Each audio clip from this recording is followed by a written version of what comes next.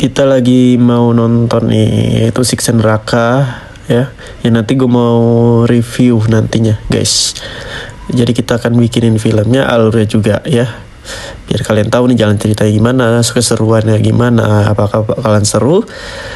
Yang gue tonton horor satu ini ya kan, yang lagi pertamanya keluar ya. Ini Prisal, maksudnya baru-baru keluar nih gue nontonnya.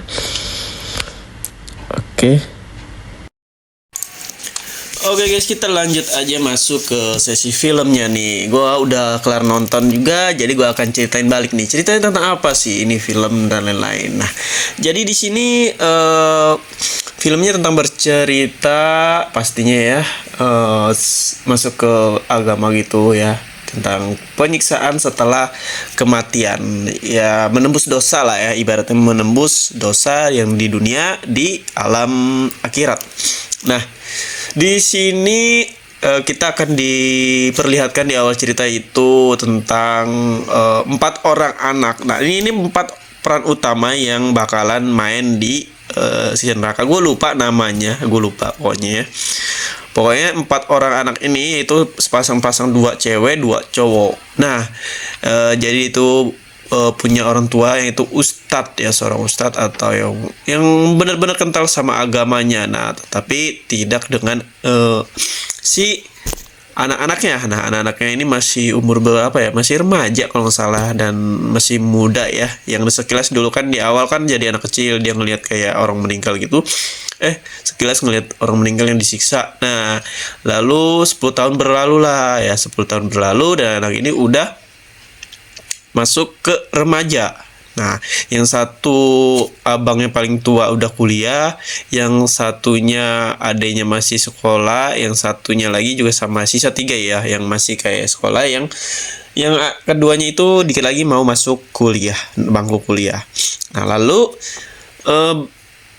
nggak berapa lama abangnya pulang tuh dari Jakarta ya, ke kampung dari Jakarta, disambut sama keluarga dan bla bla bla, dan berkumpullah keluarga makan bersama di malam itu. Dan si abangnya ini ngasih sebuah oleh-oleh dari Jakarta untuk adik-adiknya. Seneng dong adik-adiknya. Dan yang satu dikasih parfum, yang laki-laki, yang satu cewek itu ada yang dikasih karet gelang dan boneka, yang satunya lagi dikasih buku pelajaran MTK. Nah, yang MTK ini, yang pelajaran belum MTK, nah ini itu bakalan menjadi peran penting sih menurut gue, dia nih ya, yang mengetahui tentang adik-adiknya atau abangnya yang disisa di neraka. Nah, jadi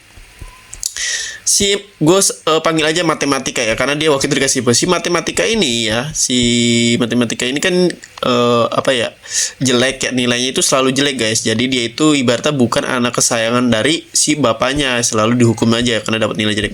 Berbeda sama 3 saudara-saudaranya itu yang pinter-pinter ya, yang ibaratnya sangat-sangat diperhatikan oleh si bapaknya. Nah, singkat cerita, pas malam kumpul keluarga, ketahuilah nilai dari si MTK ini jelek, dia dipukul ya, dikasih kayak hukuman lah, dan sekilas kita akan melihat abangnya masuk ke kamar adiknya ini, memberikan karet gelangnya itu. Nah, jadi si abangnya ini ternyata mengetahui bahwa si adiknya itu ikut suatu kompetisi menyanyi. Nah, inilah cerita diawali ya, dia malam-malam harus pergi jam 8.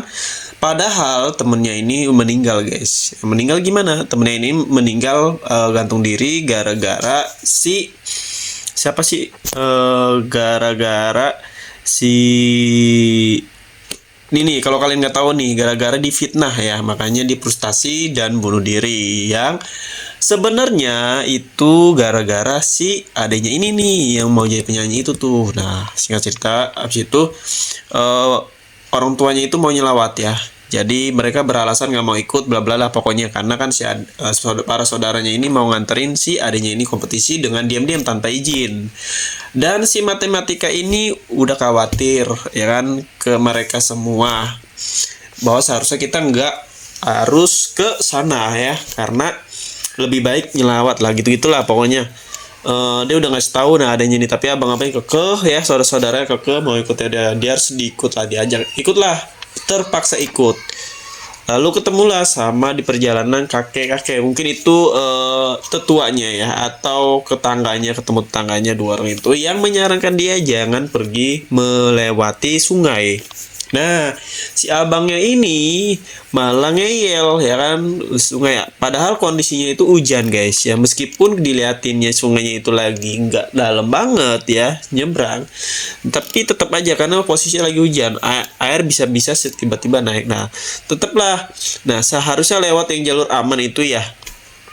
Tapi gara-gara si abang ini mau lebih cepat, dia lewat jalan pintas. Nah, di sini si matematika ini nggak setuju sebenarnya guys, nggak setuju, tapi karena mau dipaksa sama saudara ya udah dia ikut-ikut aja. Dan di tengah penyeberangan itu air mulai kayak naik gitu ya, dan benar badai hujan, dan akhirnya mereka terpleset dan jatuh. Nah, di sini mereka berempat hanyut ya, dan barulah diketahui sama si orang tuanya pas pulang ke rumah, kok nama sepi nih gini-gini belum. Nah, di setelah lintas masuklah ke yang pertama abangnya yang tiba-tiba berada di tempat dia nggak tahu tuh. Nah, itu ternyata akhirat atau neraka. Neraka ya.